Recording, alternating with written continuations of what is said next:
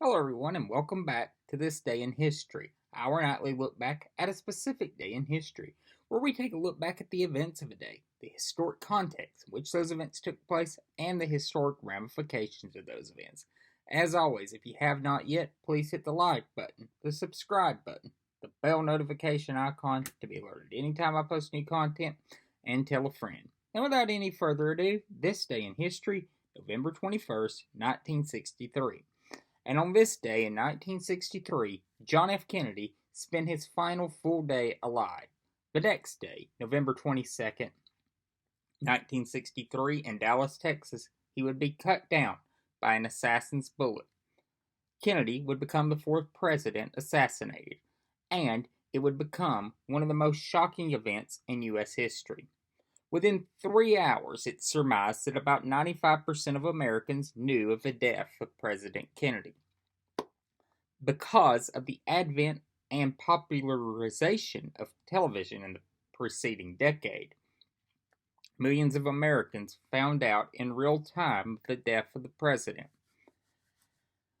Kennedy's death would transform the nation and take America, many people argue, on that day from the 1950s into the 1960s.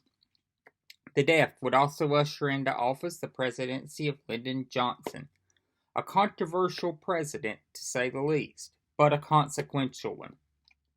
Johnson is perhaps the most consequential president of the latter 20th century, ushering in many positive reforms: the Civil Rights Act, the Voting Rights Act, the Fair Housing Act, Social Medicaid, Medicare, and many other positive things.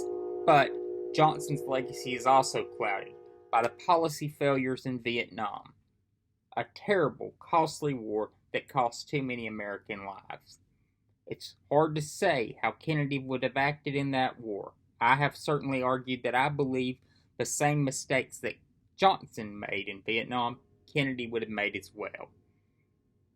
And I believe it's no doubt that Kennedy would have won re-election in 1964 over Barry Goldwater, just as Johnson won election over Barry Goldwater.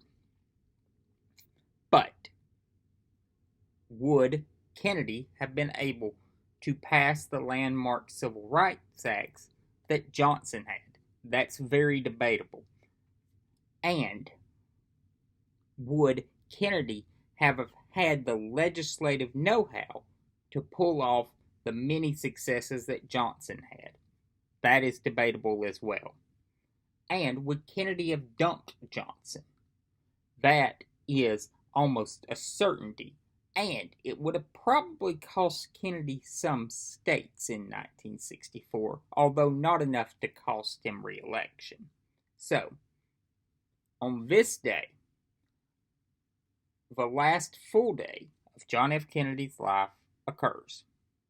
The next day, his life is tragically ended in Dallas, Texas, by a single gunman firing 3 shots from a 6th floor of a school book depository